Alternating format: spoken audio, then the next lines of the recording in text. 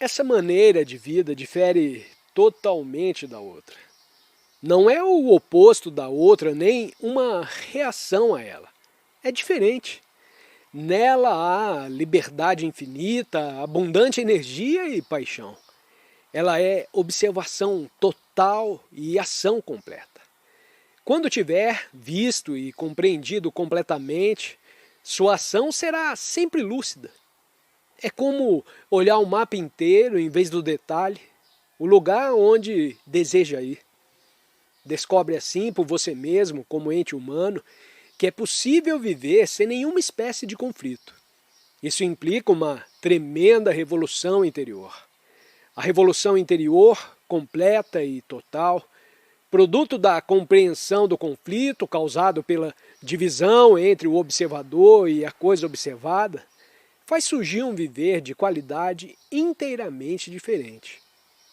Agora, se for bom para vocês, penetremos mais nessa matéria por meio de perguntas. Pergunta: como podemos nos divorciar dos problemas se vivemos num mundo cheio de problemas? Resposta: você é diferente do mundo? Você não é o mundo? Interrogante: sou uma simples pessoa que vive no mundo. Krishnamurti: uma simples pessoa que vive no mundo, dissociada, desligada de tudo o que está ocorrendo no mundo? Interrogante: não, eu faço parte dele. Mas como posso me divorciar dele? Krishnamurti: não tem nenhuma possibilidade de se divorciar do mundo. Você é o mundo. Se vive num mundo cristão, está condicionado por sua civilização, religião, educação, por sua industrialização e etc. Não pode de modo algum se separar desse mundo. Os monges sempre tentaram retirar-se do mundo, isolando-se em mosteiros, e todavia eles são o resultado do mundo em que vivem. Pretendem fugir dessa cultura, voltando-lhe as costas, dedicando-se ao que consideram ser a verdade, ao ideal de Jesus e etc. Pergunta: que possibilidade tenho de examinar a mim mesmo com a mente cheia de preocupações, ganhar dinheiro, adquirir casa própria e etc. Resposta: como encara o seu emprego? Como o considera? Interrogante: como meio de subsistência nesse mundo. Krishnamurti: preciso de um emprego para subsistir. Toda a estrutura da sociedade, seja aqui, seja na Rússia, baseia-se no subsistir a qualquer preço, no fazer o que a sociedade determina. Como subsistir em segurança, duradouramente, quando há divisão entre nós? Quando você é europeu e eu sou asiático? Quando há separação, cada um de nós competindo para ter segurança, para subsistir, portanto, a batalharmos uns contra os outros, individual ou coletivamente? Como é possível a subsistência? A subsistência temporária. A verdadeira questão, pois, não é a subsistência, mas sim se pode viver nesse mundo sem nenhuma divisão. Quando não houver mais divisão, poderemos subsistir a pleno e sem medo. Já houve guerras religiosas, houve guerras medonhas entre católicos e protestantes, cada uma das facções alegando que precisamos subsistir. Nunca disseram a si próprios como é insensata essa divisão. Um crê nisso e outro quer naquilo. Jamais perceberam eles o absurdo do seu condicionamento. Podemos aplicar toda a força de nosso pensar, de nosso sentir, de nossa paixão, em descobrir se é possível viver sem essa divisão. Vale dizer, com plenitude e completa segurança? Mas nada disso te interessa. Só te interessa subsistir. Veja, senhores, os governos soberanos com seus exércitos dividiram o mundo e estão sempre a agredir-se mutuamente, a fim de manter o seu prestígio e garantir a própria subsistência econômica. Em boas mãos e sem necessidade dos políticos, os computadores poderão alterar toda a estrutura desse mundo. Mas nós não temos interesse na união da humanidade. Entretanto, politicamente, é esse o único problema. E esse problema só será resolvido quando não houver mais políticos, nem governos soberanos, nem seitas religiosas separadas. É vocês aqui presentes que são os homens mais aptos para resolvê-los. Pergunta: não é necessário uma análise consciente para se chegar a essa conclusão? Resposta: isso é uma conclusão, um resultado de uma análise? Observe simplesmente o fato. Pode-se ver que o mundo está dividido pelos governos soberanos e as religiões. Você pode ver? Ver é análise? Pergunta: não acha que, para alterarmos esse estado de coisas, necessitamos também de uma revolução externa? Resposta: revolução interna e externa ao mesmo tempo. Não primeiro uma e depois a outra. As duas devem ser simultâneas. Deve ser uma instantânea revolução interior e exterior, sem se dar mais relevo a uma ou a outra. E como realizá-la? Só quando se vê essa verdade que a revolução interior é a revolução exterior. Quando a vir de fato e não intelectualmente, verbalmente e idealmente, a revolução se realizará. Ora, existe em você essa interior e total revolução?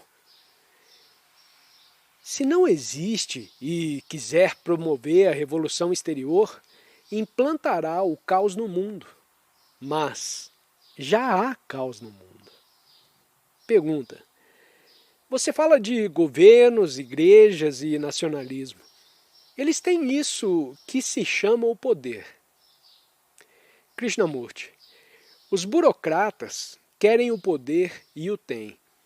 Não deseja exercer poder sobre sua esposa ou marido? Em suas conclusões, em relação ao que pensa ser correto, há poder. Todo ente humano deseja uma certa espécie de poder. Portanto, não ataque o poder de que outros se acham investidos. Porém, liberte-se do desejo de poder existente em você mesmo. Sua ação será então totalmente diferente. Queremos atacar o poder externo, arrancá-lo das mãos de quem o detém para dá-lo a outra pessoa.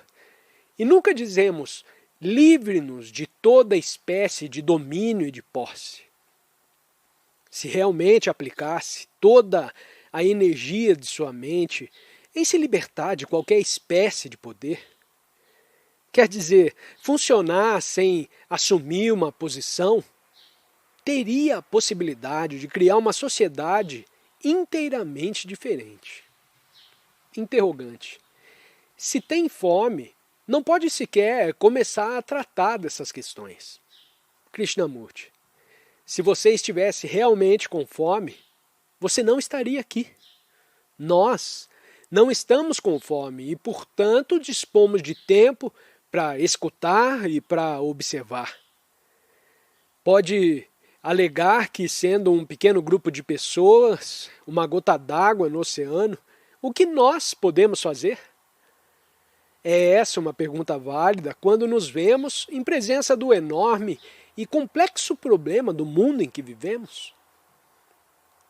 Como ente humano, como simples indivíduo, o que eu posso fazer?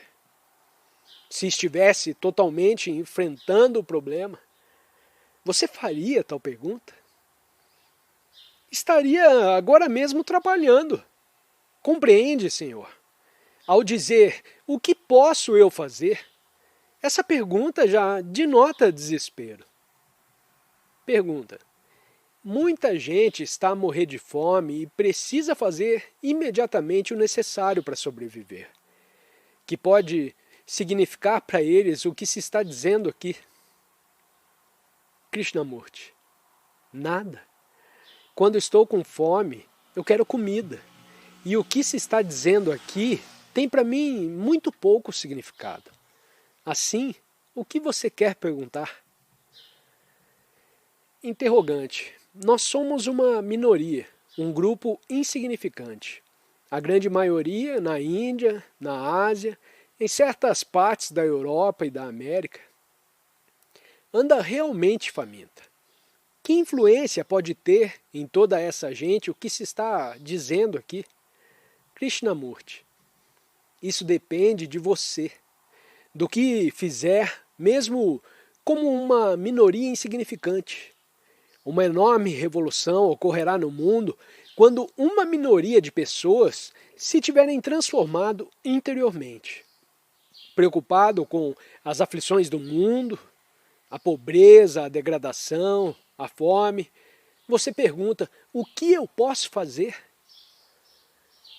O que se pode fazer é ou aderir impensadamente a uma dada revolução externa, tentando despedaçar a atual estrutura social para criar outra de uma nova espécie, com a que voltarão as mesmas aflições de antes, ou considerar a possibilidade de uma revolução total, não parcial ou meramente física, na qual a psique possa atuar numa relação inteiramente diferente com a sociedade. Interrogante: fala como se a revolução interior se verificasse instantaneamente. É realmente assim que ela ocorre? Resposta: a revolução interior depende do tempo, de uma gradual mudança interna. Eis uma questão muito complexa. Nós estamos condicionados para aceitar a ideia de que a mudança ocorrerá em virtude de uma interna e gradual revolução. Verifica-se ela, a mudança, aos poucos, gradativamente, ou acontece instantaneamente ao perceber-se a verdade a seu respeito? Ao ver-se um perigo súbito, a ação é instantânea, não é? Não é gradual ou analítica. Em presença do perigo, a ação é imediata. Estamos a te apontar perigos. Os perigos da análise, o perigo da sede de poder, o perigo do adiamento, da divisão. Quando se vê a periculosidade de uma coisa, não verbalmente, porém realmente, física e psicologicamente, há então ação espontânea, a ação da revolução imediata. Para ver esses perigos psicológicos, necessita de uma mente sensível, alerta e vigilante. Se perguntar como adquirir uma mente vigilante e sensível, você se verá de novo às voltas com a gradualidade. Mas se perceber a necessidade da revolução instantânea, tal como em presença de um perigo, percebe a necessidade de uma ação imediata, e a sociedade é um perigo, e todas as coisas que te cercam são perigosas, haverá então uma ação total.